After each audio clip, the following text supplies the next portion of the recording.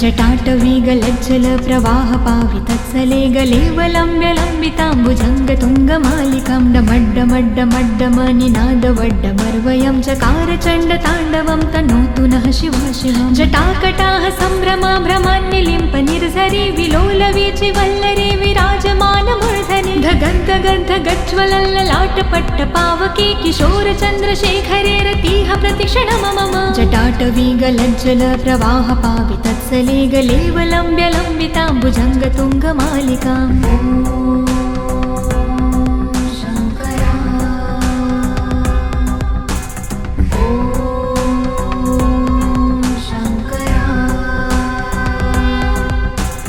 धराधरेन्द्रनन्दिनी विलासबन्धुबन्धुरसुराद्रिगन्धसन्तति प्रमोदमान मानसे कृपाकटाक्षधारिणी निरुद्धदुर्धरापदि कवचदिगम्बरे मनो विनोदमेतु वस्तुनि जटाभुजङ्गपिङ्गलस्फुरत्फणामणि प्रभा कदम्बकुङ्कुमद्रव प्रलिप्तदिग्वधूमुखे मदान्दसिन्धुरस्फुरत्वगुत्तरीयमेदुरे मनो विनोदधुत्तं बिम्भर्तु भूतभर्तरे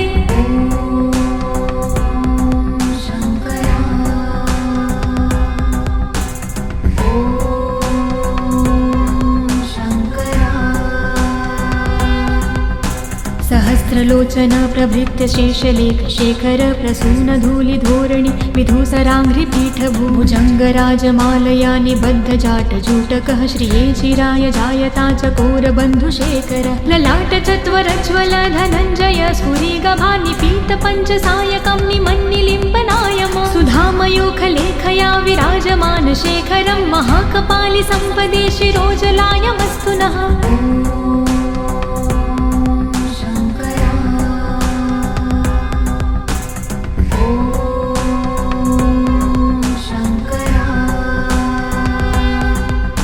करालभालपट्टिकाधगद्धगद्धगज्ज्वल धनञ्जयाधरीकृत प्रचण्ड पञ्चसायके धराधरेन्द्रनन्दिनी कुचाग्रचित्रपत्रक प्रकल्पनैकशिल्पिनी त्रिलोचने मते मम नवीनमेघमण्डली निरुद्धदुर्धरस्फुरत् कहोनिशीथिनी तमः प्रबन्धबन्धुकन्धरः निलम्पि निर्झरीधरस्तनोतु कृत्तिसिन्धुरः कलानिधानबन्धुरः श्रियं जगन्धधुरधरः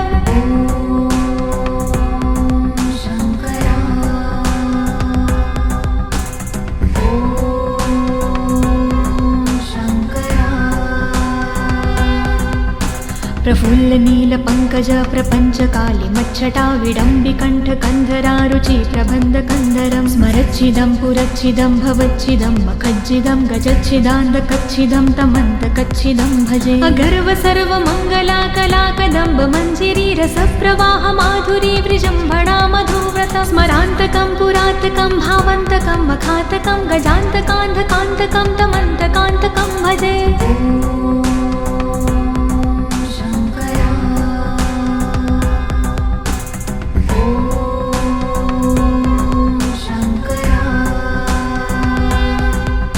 जयद्वद ब्रवीभ्रम ब्रमद्दजङ्गमस्फुरधगन्धगद्विनिर्गमत्करालबालहव्यव धिमिद्धिमिद्धिमिद्धिमिन्मृदङ्गतुङ्गमङ्गलं ध्वनिक्रम प्रवर्तित प्रचण्डताण्डव शिव दृशद्विचित्रतल्पयोर्भुजङ्गमौक्तिकं स्रजो गरिष्ठरत्नलोष्टयो सह द्विपक्षपक्षयो त्रिणारविन्दचक्षुषो प्रजामहिन् महेन्द्रयो समं प्रवर्तयन्मनः कदा सदा शिवं भजे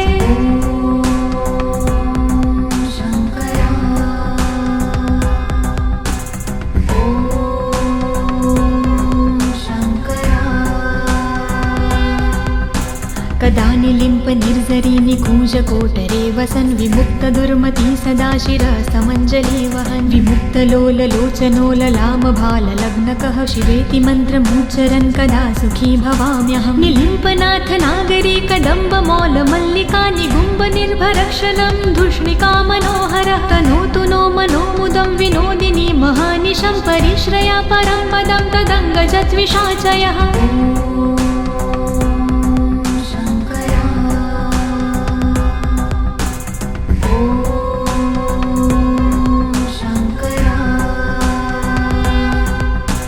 प्रचण्डवाडवानल प्रभाशुभ प्रचारिणी महाष्टिसिद्धकामिनी जनावहूतजल्पना विमुक्तवामलोचनो विवाहकालिकध्वनि शिवेति मन्त्रभूषगो जगज्जयाय जायता इमं हि नित्यमेव मुक्तमुत्तमोत्तं स्तवं पठन् स्मरन् ब्रुवन्नरो विशुद्धमेति सन्ततं हरे गुरोसु भक्तिमाशु याति नायशागति विमोहनं हि देहनातु शङ्करस्य चिन्तनम्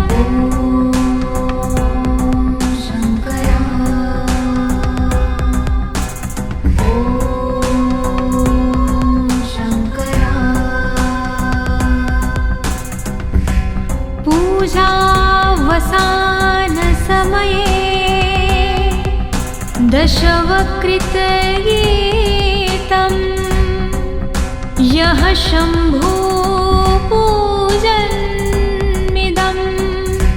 पठति प्रदोषे तस्य स्थिरा रथगजेन्द्र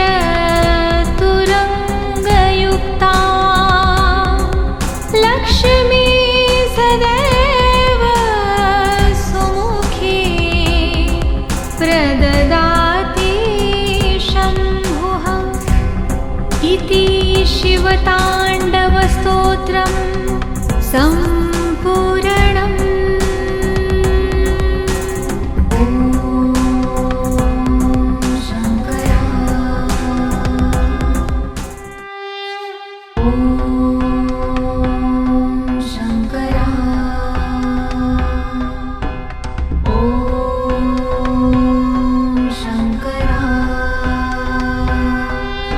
जटाटवीगलज्जल प्रवाह पावितत्सले गलेवलम्ब्यलम्बिताम्बुजङ्गतुङ्गमालिकां डमड्डमड्डमड्डमनिनादवड्डमर्वयं चकार चण्डताण्डवं तनोतु नः शिवा शिवं जटाकटाः सम्भ्रमा भ्रमान्निलिम्प निर्झरि विलोलवीचि वल्लरी विराजमानमूर्धनि धगद्धगद्धगज्ज्वलल्ललाटपट्टपावके किशोरचन्द्रशेखरे रतिः प्रतिक्षणं मम जटाटवीगलज्जल प्रवाह पावितत्सले गलेवलम्ब्यलम्बिताम्बुजङ्गतुङ्गमालिकाम्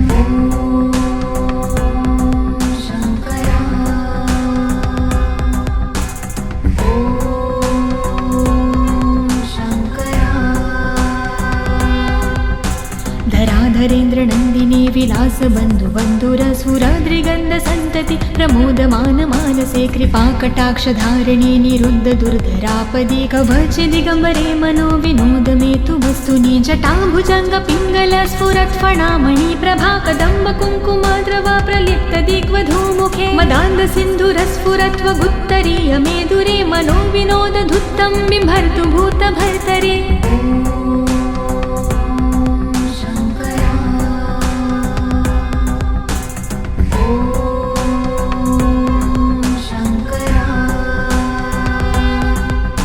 सहस्रलोचन प्रभृत्य शेषलेख शेखर प्रसून धूलिधोरणि विधूसराङ्घ्रिपीठभुजङ्गराजमालया निबद्धजाटजूटकः श्रिये चिराय जायता चकोरबन्धुशेखर ललाटचत्वरज्वल धनञ्जय स्फुरिगभानिपीतपञ्चसायकं निमन्निलिम्बनायम सुधामयूखलेखया विराजमान शेखरं महाकपालि सम्पदे शिरोजलायमस्तु नः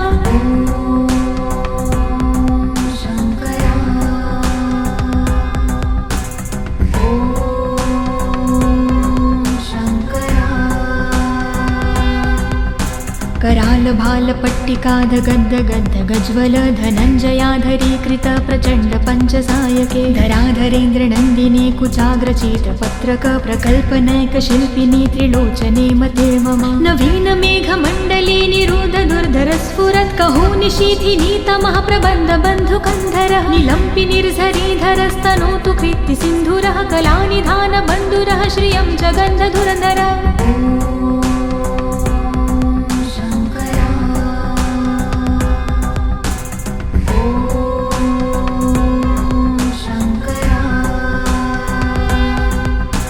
प्रफुल्ल नील पंकज प्रपंच काली मच्छटा विडम्बिकंठ कंधरारुचि प्रबंध कंधरं स्मरच्छिदं पुरच्छिदं भवच्छिदं मखज्जिदं गजच्छिदान्त कच्छिदं तमन्त कच्छिदं भजे अगर्व सर्व मंगला कला कदम्ब मंजिरी रसप्रवाह माधुरी विजृम्भणा मधुव्रतं स्मरान्तकं पुरान्तकं भावान्तकं मखान्तकं गजान्तकान्धकान्तकं तमन्तकान्तकं भजे।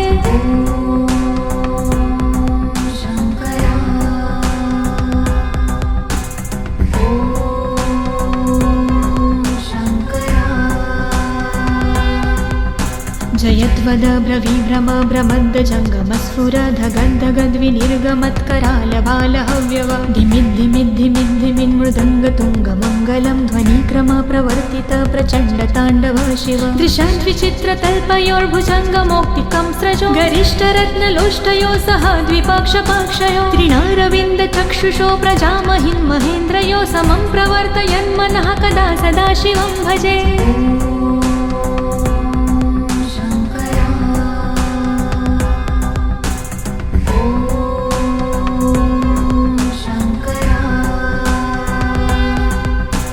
कदा निलिम्प निर्झरी निकूजकोटरे वसन् विमुक्तदुर्मती सदा शिरसमञ्जली वहन् विमुक्तलोललोचनो ललामभाललग्नकः शिवेति मन्त्रमुच्चरन् कदा सुखी भवाम्यहं निलिम्पनाथ नागरी कदम्बमौलमल्लिका निगुम्ब निर्भरक्षलं धूष्णिका मनोहरः तनोतु नो मनोमुदं विनोदिनी महानिशं परिश्रया परं पदं तदङ्गजद्विषाचयः।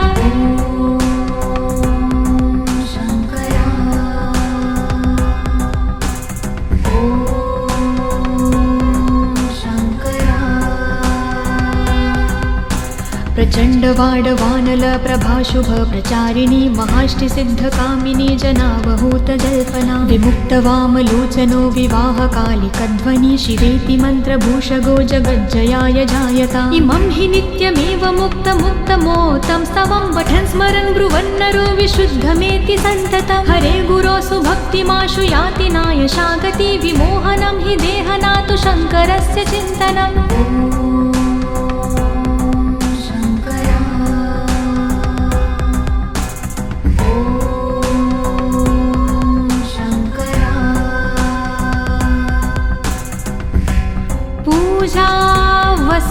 पूजावसानसमये दशवक्त्रगीतं यः शम्भो पूजन्मिदं पठति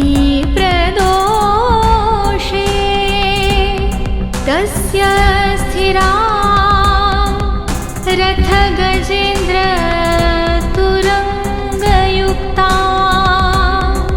लक्ष्मी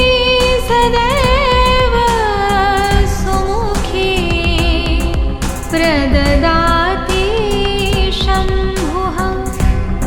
इति शिवताण्डवस्तोत्रम्।